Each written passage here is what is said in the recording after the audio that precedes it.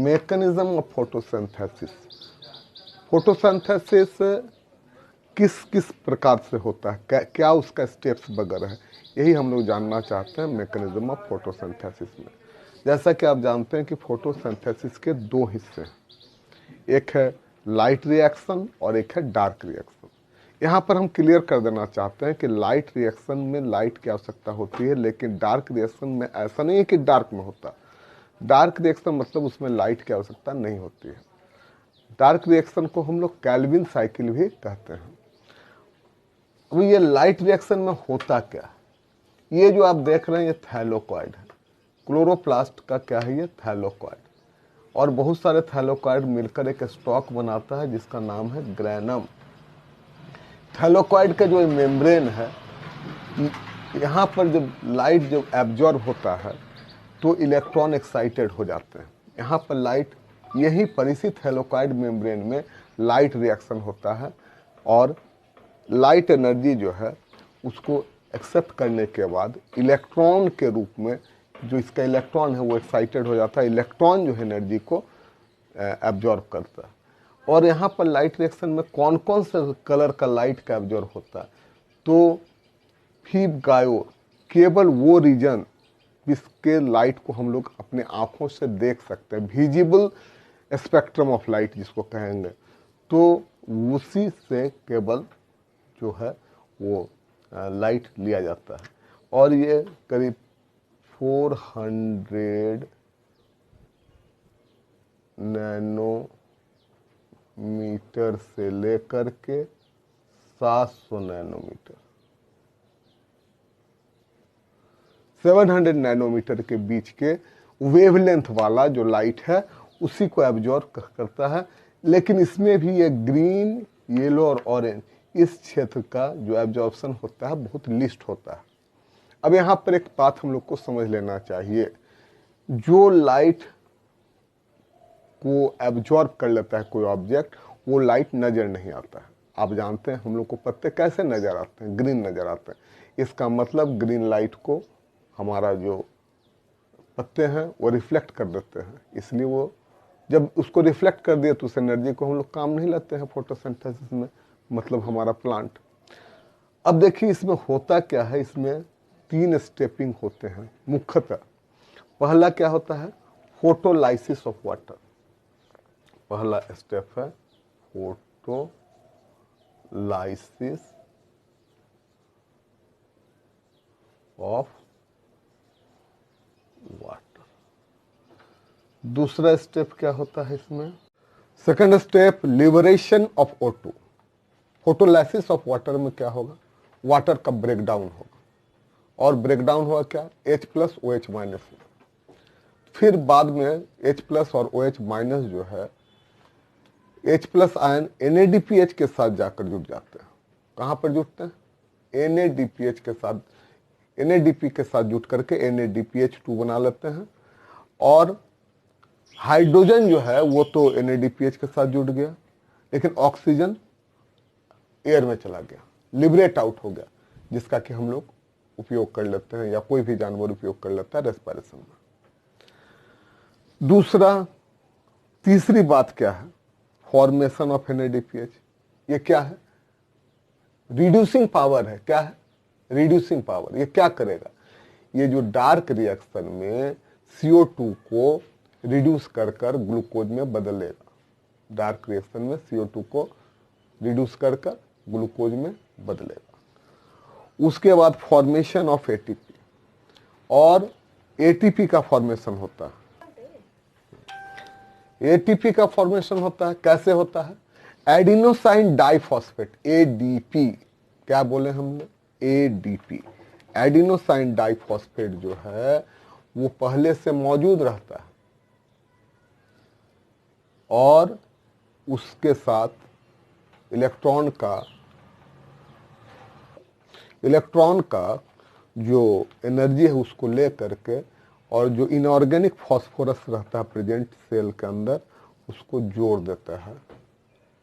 और कैसे जुड़ता है, तो इलेक्ट्रॉन का एनर्जी लेता है और ADP को जोड़ करके वो ATP बन जाता है। बेसिस ऑफ वाटर में जो रिएक्शन होता है 2H2O2 plus 4 electron plus 4H plus में ये टूटते हैं और ये H प्लस आयन जो है वो यहाँ पर आकर NADPH के साथ ज्वाइंट हो जाते हैं और NADPH2 बनाते हैं, जो कि एक रिड्यूसिंग एजेंट के रूप में काम करेगा हमारा डार्क रिएक्शन में। डार्क रिएक्शन को कैल्विन साइकिल भी कहा जाता है। अब देखिए NADP निकोटिनामाइड, अब यहाँ पर आप अपने एग्जामिनेशन व्यू से इसको जरूर याद कर लेंगे। NADP का मतलब होता है निकोटिनामाइड एडेनाइन डाइनिकुलेटेड फॉस्फोट, ADP मतलब एडेनोसाइन डाइफॉस्फेट एंड ATP मतलब एडिनोसाइन ट्राइफॉस्फेट। यहाँ पर से प्रश्न पूछे जाते हैं। अब ये जो स्ट्रोमा आपको नजर आ रहा है, स्ट्रोमा में क्या होता है? स्ट्रोमा में डार्क रिएक्शन होते हैं और डार्क रिएक्शन में होता क्या है? NADPH जो है वो CO2 को रिड्यूस करता है और जैसा कि आप देख रहे हैं जो भी एनर्जी बना था ATP के रूप में उसका इस्तेमाल कहाँ पर होता है? डार्क रिएक्शन में होता है। और CO2 इसके अंदर जाते हैं, CO2 के यहाँ रिडक्शन होता है किसके द्वारा? NADPH2। उसके लिए एनर्जी कहाँ से मिलता है? ADP से मिलता है। और ये सारे, और कार्बन डाइऑक्साइड को जैसे हमारे ब्लड जो है ऑक्सीजन को कैच कर लेता है, तो पहले से हमारे स्टोमा में पाए जाते हैं NADP और वो जो है, और RUBP, एक और क्या पाया जाता है? RUBP ribulose bisphosphate. क्या पाया जाता है? Ribulose bisphosphate. वो कार्बन डाइऑक्साइड को कैच कर लेता है, फिर उसको NADPH के पास ले जाते हैं और NADPH और कार्बन डाइऑक्साइड आपस में कंबाइंड होते हैं। फिर एक दो स्टेप का और रिएक्शन है जो कि आपके सिलेबस से बाहर है और उसको पढ़ना नहीं, न तो CBSE में न तो ICSE में। और उसके बाद वो ग्लूकोज में कन्वर्ट हो जाते हैं और ग्लूकोज जो 500 करीब करीब ग्लूकोज मॉलिक्यूल आपस में मिल करके एक स्टार्च मॉलिक्यूल C6H12O6 का पॉलीमराइजेशन होता है ग्लूकोज का और वो बनते हैं।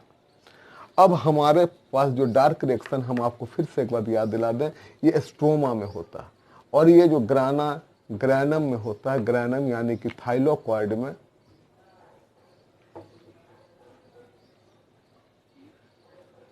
थाइलोकॉइड के मेम्ब्रेन में जो होता है वो लाइट रिएक्शन होता है। अब कौन कौन से फैक्टर हैं? ये फैक्टर जो है CBSE में तो नहीं है फैक्टर्स पढ़ना, ICSE में ये फैक्टर्स भी पढ़ना और एक पढ़ना है कार्बन साइकिल। तो कार्बन साइकिल की हम बात आज नहीं करेंगे। तो फैक्टर जो है इंटेंसिटी ऑफ लाइट, लाइट की इंटेंसिटी बढ़ने से ये धीरे धीरे लाइट मतलब रेट ऑफ फोटोसिंथेसिस बढ़ता है, लेकिन अप टू ए लिमिटेशन, उसके बाद बढ़ने से क्या होता है? वो पेड़ के लिए हानिकारक होने लगता है, फिर वहाँ स्टॉप हो जाता है। उसके बाद हम आपको बता दें लाइट के कलर का जो फैक्टर है वो ऐसा है कि ये अगर मिक्स्ड लाइट मिलता है, रेड और वायलेट और ये भिपगा वायलेट और ब्लू तक का, तो वो ज़्यादा अच्छा होता है। उसको A और B, क्लोरोफिल A, B और जो है ज़्यादा अच्छे से ऑब्जर्व कर सकते हैं। ग्रीन लाइट में तो फोटोसिंथेसिस नहीं होगा। और दूसरी बात क्या है? CO2 का जो जनरल परसेंटेज है एटमॉस्फेयर में कितना? 0.03 और 0.04%। तो जैसे जैसे बढ़ाएंगे तो अच्छा होता है फोटोसिंथेसिस, अधिक कार्बन डाइऑक्साइड में बढ़ता जाता है, लेकिन अप टू 10% तक नहीं बढ़ना चाहिए। अगर 10% पहुंच गया तो फिर वो विषैला प्रभाव छोड़ता है और वहां पर फोटोसिंथेसिस रुक जाता है। और एक फैक्टर जो है हमारा इसका लाइट का हम आपको बतला दिए और सबका बतला दिए। और टेम्परेचर 5 डिग्री सेंटीग्रेड से लेकर के ये 30 डिग्री सेंटीग्रेड तक जो फोटोसिंथेसिस होता है ये फेवरेबल कंडीशन है। और 5 से नीचे गर्म प्रदेशों में और 30 से ऊपर फोटोसिंथेसिस सही नहीं होते हैं। तो ये है हमारा फोटोसिंथेसिस। आज यहीं पर हम विराम देते हैं। आप चाहें तो हम, अगर अच्छा लगे तो मेरे वीडियो को लाइक कीजिए, शेयर कीजिए और हमारे चैनल को सब्सक्राइब करें, बेल आइकन को दबा दें और इस तरह से नए जो हमारा वीडियो अपलोड हो आपको मिले और इस प्रकार हमें सेवा का मौका दें।